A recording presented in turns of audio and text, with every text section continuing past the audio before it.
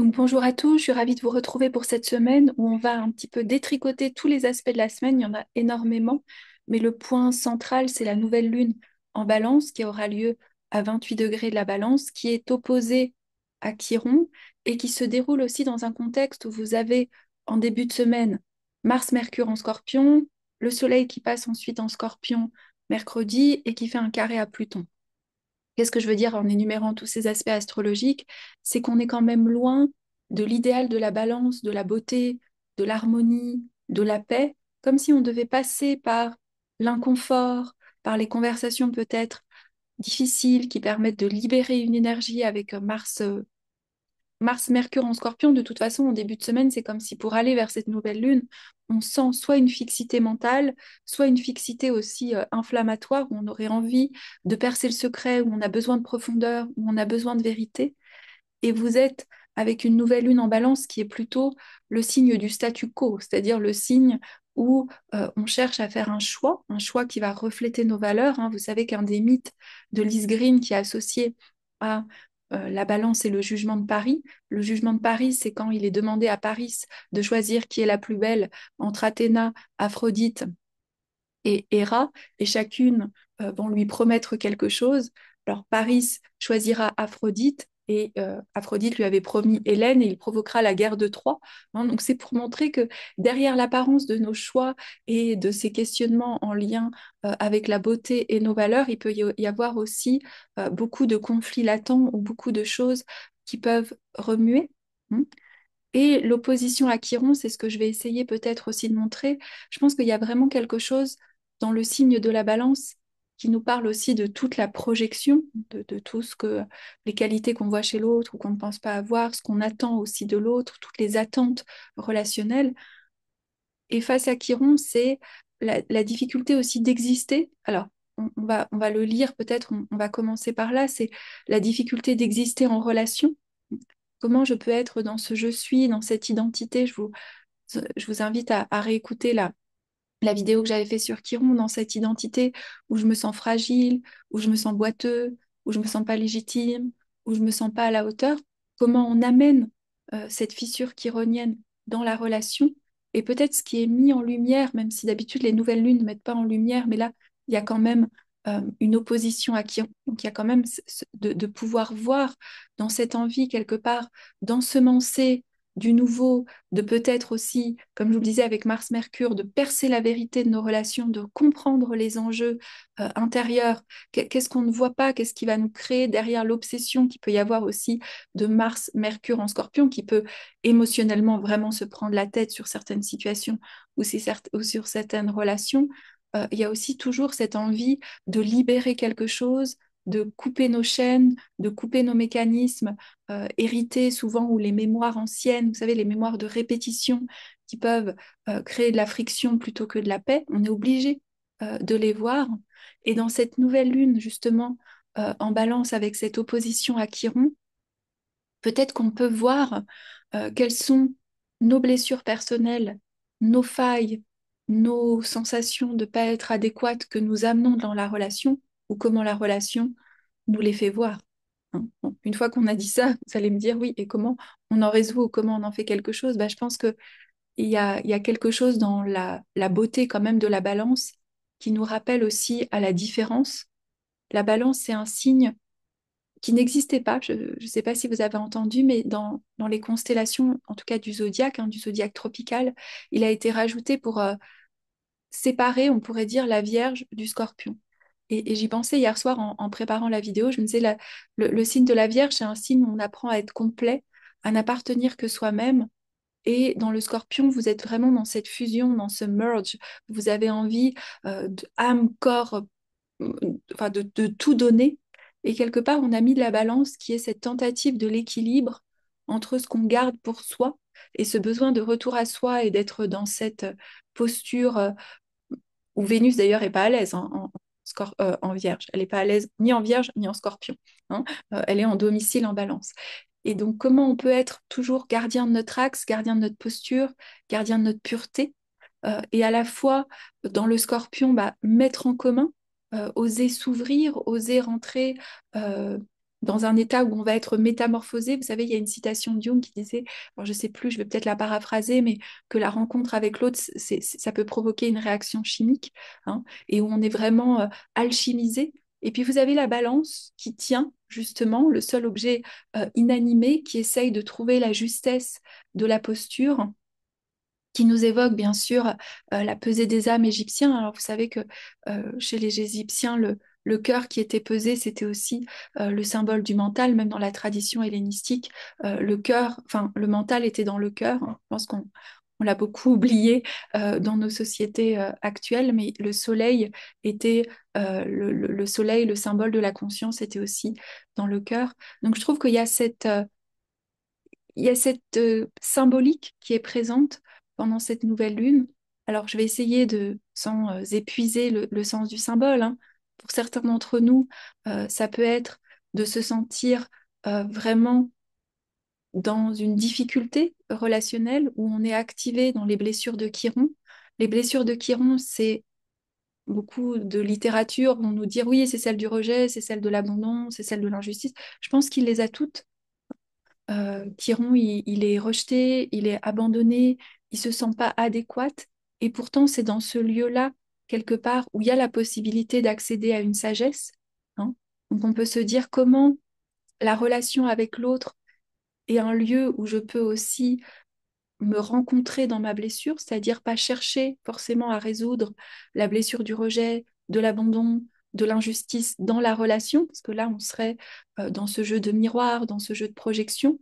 Mais il y a aussi quelque chose, je trouve, dans cette nouvelle lune qui est un retour à soi, à oser quelque part voir ce qui est encore, voir nos failles et peut-être voir les contrats inconscients qu'on a tissés depuis nos failles.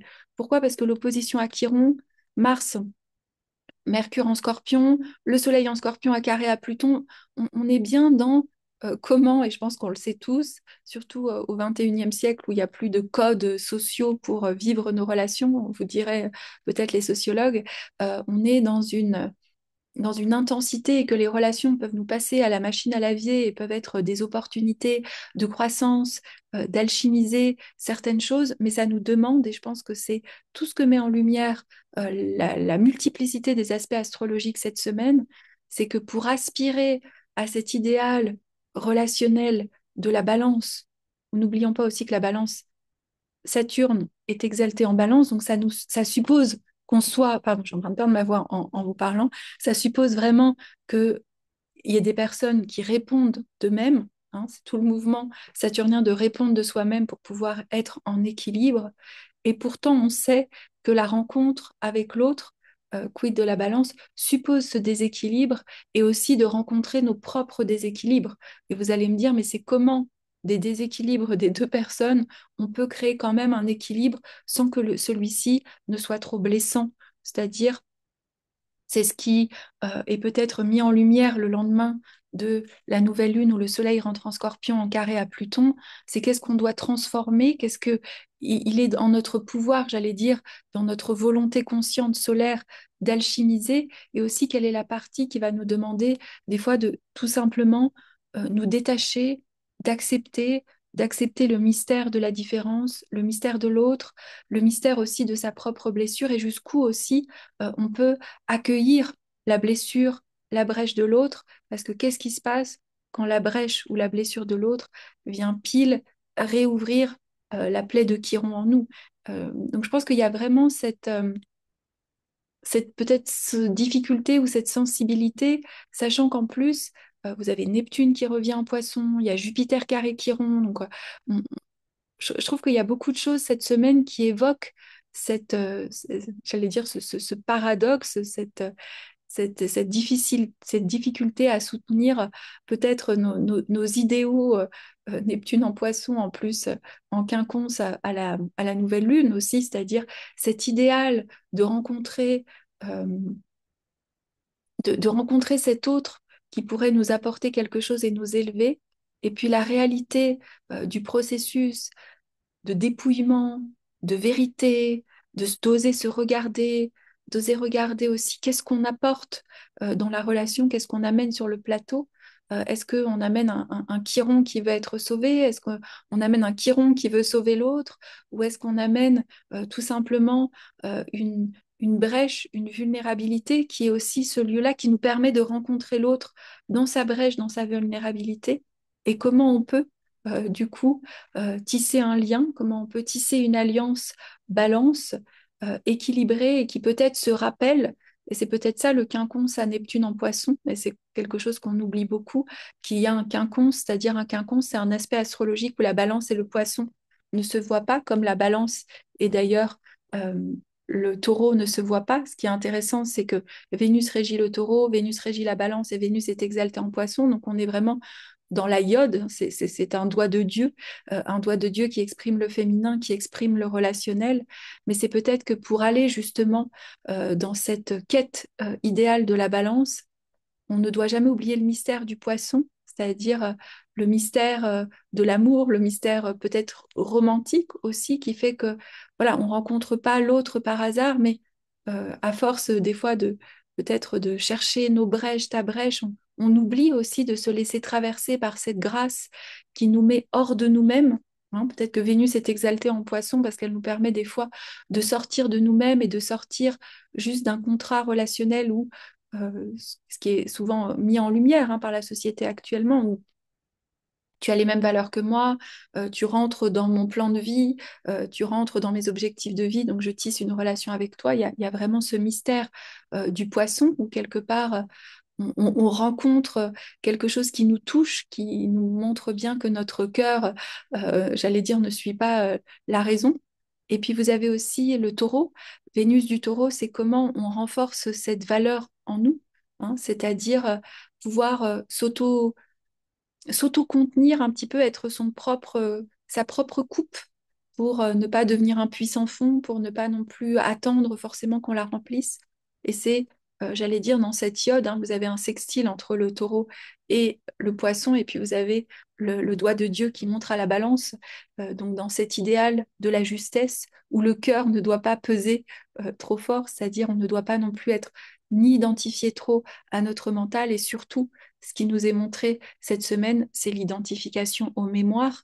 Pourquoi? Parce que lorsque vous avez ensuite le Soleil en Scorpion, carré Pluton, et vous commencez une nouvelle lune avec Mars et Mercure en Scorpion, on remue énormément tout notre héritage, toutes ces mémoires usées, tout ce qui est de l'ordre du passé, tout ce qui s'est cristallisé aussi, hein, et tout ce qui nous agit. Donc je trouve que ça peut être une nouvelle lune intéressante pour oser regarder. Vous avez un bel aspect avec Mercure, Mars qui nous donne le courage d'aller accepter des vérités inconfortables, qu'elles soient par rapport à une relation ou par rapport à nous-mêmes, mais surtout les voir, puisque Mars est en domicile en Scorpion, comme une possibilité aussi de se libérer, c'est-à-dire de réécrire une histoire, d'avoir une nouvelle vision, une nouvelle clarté. Et ça, c'est important aussi parce que dans tous les aspects qu'il y a cette semaine, on commence avec un aspect Mercure-Mars et on finit la semaine avec Mercure trigone Jupiter et Mercure trigone Saturne. Et je trouve qu'il y a aussi une force, j'allais dire, dans le fait que on peut avoir une nouvelle vision, une nouvelle clarté, une nouvelle direction. Surtout que pour ajouter à tous les aspects de cette nouvelle lune est non seulement en opposition à Chiron, mais elle est aussi en carré à Jupiter. Qu'est-ce que ça veut dire? Je suis désolée, il y a beaucoup d'aspects. C'est-à-dire que il y a quand même la porte. Moi, je vois Jupiter en Cancer comme une porte de sortie. Euh, Jupiter en Cancer, c'est la sagesse, c'est la philosophie qui nous vient de rencontrer justement notre monde émotionnel, de trouver une sécurité dans notre sentiment d'appartenir à nous-mêmes et peut-être de sortir justement, parce que Jupiter, il veut toujours qu'on aille plus loin du connu, donc de sortir de l'appartenance maternelle, de l'enfance, de la famille, hein. C'est trouver cette sécurité cancer qui est dans la beauté du cancer, dans notre vie intérieure, dans féconder notre intimité. C'est comme si, vous voyez, il y a cette exigence, je trouve, de rentrer cette semaine en intimité avec soi-même, même si c'est pas confortable, même si on voit des choses qui peuvent nous blesser. Mais la sagesse, l'expansion, la promesse, j'allais dire, de pouvoir voir les choses différemment, ne viendront que de cette intimité. Là où souvent, dans la balance, on est dans chercher à résoudre la relation, on est dans la projection, qu'est-ce que l'autre n'a pas, qu'est-ce que j'ai pas, est-ce que c'est le bon choix? Vous savez, on est beaucoup dans ce choix. Est-ce que j'ai fait le bon choix relationnel? Est-ce qu'il reflète mes valeurs? Oui, mais il est blessé là. Et on n'en sort pas. On n'en sort pas. Donc là, il y a vraiment ce retour dans nos eaux intérieures. On doit nettoyer les eaux usées du scorpion. On doit peut-être aussi, avec ce Jupiter en cancer, fertiliser vraiment notre sagesse intérieure, notre sentiment aussi de reliance à la grande déesse qu'on voit souvent au cancer, c'est-à-dire à cette force en nous quelque part qui nous nourrit. Hein, donc devenir notre propre fonction matérielle, maternelle, pardon, notre propre fonction nourricière, pour éviter aussi de faire peser autant dans la balance, autant d'attentes, autant de déceptions aussi. Donc voilà un petit peu pour cette semaine. Je vous invite à la traverser avec le plus de calme et de tranquillité possible. Hein. Donc dans ce retour à soi, dans cultiver cette intériorité. Et je vous retrouve la semaine prochaine où je vous parlerai aussi de la formation qui reprendra fin janvier, début février. Je vous remercie.